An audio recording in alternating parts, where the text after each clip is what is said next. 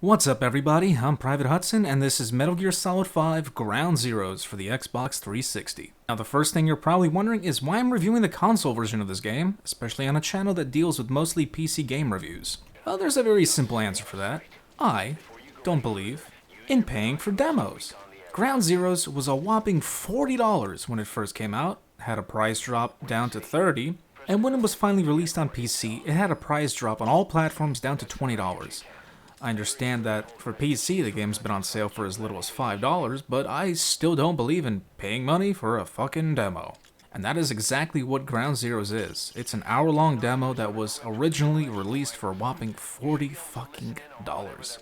I bought Phantom Pain on launch for the PC, and everything that happens in Ground Zeroes is retold through flashback cutscenes and cassette tapes, meaning you can, and probably should, skip this game entirely. If you're curious as to what my opinion towards Phantom Pain is, I'll eventually make a review of it as well. Here's a little hint though. Like I said, I bought it at launch. So far I put 66 hours into it, and I'm a couple of missions into Chapter 2. Today's October 1st. The last time I played Phantom Pain was September 14th. That should give you an idea of what I think about Phantom Pain. Moving back to Ground Zeroes, the story takes place right after the events of Peace Walker. And this is another thing that doesn't make sense about the Metal Gear series and Konami, Kojima, and in general. What kind of a developer releases games that are considered canon exclusively on a platform that only attracts a certain demographic of people? Oh, guess Konami aren't the only fucking idiots. Sure, they did an HD port to the 360 and PS3 a year and a half later, but Peace Walker still looks like a PSP game that has had anti-aliasing applied and runs at a higher resolution. Ground Zeroes has one main mission: rescue Chico and Paz.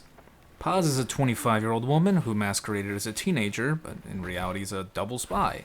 She's been captured by Cypher and is currently being interrogated. Chico is a stupid 13-year-old kid who has a crush on her and decides to go on a one-kid rescue mission to save her. Predictably enough, he gets captured as well, so Big Balls goes out to rescue them on an American base in Cuba. Not necessarily out of kindness out of his heart, but to prevent Chico from giving the enemy information, and to interrogate Paz herself to learn what she knows about Cypher. While Snake leaves on this mission, a United Nations inspection team is en route to check if Mother Base has nuclear weapons. Ground Zeroes does a good job of telling you the backstory if you're like me and you've never played Peace Walker. There's 11 pages of summary telling you what happened after the events of Snake Eater. Then there's around 20 minutes of cassette tapes, diary taken from Peace Walker Paz, and her transformation from being a double spy to someone who begins questioning her loyalty to Cypher. Lastly, there's some more tapes of Miller briefing Snake that contain a bit more backstory on Paz and Chico, as well as the inspection team that is arriving on Mother Base. All this sets the tone for what comes off as an extremely well-made game. You start the game, and you're greeted with a really nice intro cutscene that lasts around 12 minutes. Then 55 minutes later, the game's over, and you're treated with a 20-minute-long ending cutscene. Ta-da! Not kidding, the only objective of this story mission is to rescue Chico and Paz. I didn't even rush through it. I took my time. I found a few XOF patches, I found a few cassette tapes, I interrogated a bunch of guards, I rescued the 4 prisoners where Chico was held, which resulted in me running back and forth for another 15 minutes. I even accidentally ran off the cliff in the beginning of the game, causing one retry, which used up another 5 minutes or so of loading and then remarking enemies using my binoculars. So I actually took my time, and I assume if I rushed it, the cutscenes would have been longer than my game time. And that is pretty sad. As always, fanboys will find a way to justify throwing $20 to $40 on a paid demo towards a money-grubbing publisher and will tell you all these wonderful things that you unlock by beating the game. You can now replay the game on hard. Wow. Why do I need to beat the game to replay it on hard? Why can't I just play it on hard from the get-go? The older Metal Gear Solid games never gave me this limitation, and why should I ever play it on hard, especially since you can't skip any of the fucking cutscenes, and the AI is fucking dog shit anyway. Just take a look at this clip as I kill one soldier after another as they climb up the fucking ladder, and I got an unsuppressed assault rifle. You also unlock 4 side-ups, and by beating those side-ups, you can replay them again on hard as well. Wow, what do these side-ups entail? A. Rescue someone. B. Kill someone. C. Get data. D. Blow up anti-aircraft guns. They're very generic, they offer nothing to the story, and they take place on the same tiny map. They're completely and utterly pointless. One of them features an extremely cringeworthy cameo of Hideo Kojima. Unless you're a hardcore completionist that has to 100% every single game they play through, then you won't find any value in Ground Zeroes.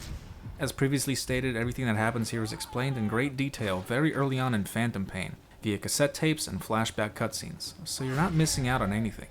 If you're curious, just watch the cutscenes on YouTube. To this day, I find it shocking how people justified paying money for this. Whether you paid $40 on release, 20 months later, or $5 on sale, all you did was get suckered into Kojima and Konami's marketing ploy for the Phantom Pain. To end this review, another thing I find astonishing is how the PS3 version of this game beat the PS4 version in sales for the first week in Japan. Now, the PS3 and 360 versions aren't too much different from one another. Like most games for the 360 and PS3, they're not true HD. Both versions run at 992 by 720. The textures are low quality and are very blurry. LOD is low, and objects constantly pop in out of nowhere as you approach them. There's no anti-aliasing aside from FXAA, which isn't even real AA. It blurs the game even further, including things like text. The game rarely runs at a steady 30 FPS, and constantly falls down to 18 to 20 during cutscenes and moments of heavy rain, which I found to be headache-inducing. After playing Phantom Pain with a keyboard and mouse, I don't understand how people can play these types of games with a controller. The controls are just sluggish and poor in general. To run, you need to press in on the left analog stick and then hold it into a direction. To switch between first and third person aiming, you need to press on the right bumper. How is this comfortable when right trigger is the shoot button? Lastly, like most console shooters, because it takes forever to aim using an analog stick, the game is designed for the enemies to stand out in the open instead of immediately rushing to cover, giving you more than enough time to aim and shoot them. Or you can simply press left trigger, and as long as your crosshair is somewhat in the range of an enemy, the auto-aim mechanic kicks in and will do all the aiming for you. How people find this kind of gameplay experience satisfying, I'll never know. Ground Zeroes offers little challenge and little content.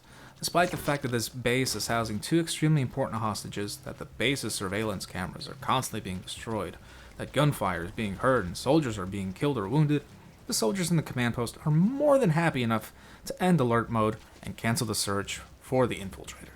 Ground Zeroes is nothing more than a sloppy, heartless cash grab. It's an advertisement that you have to pay for. Snake.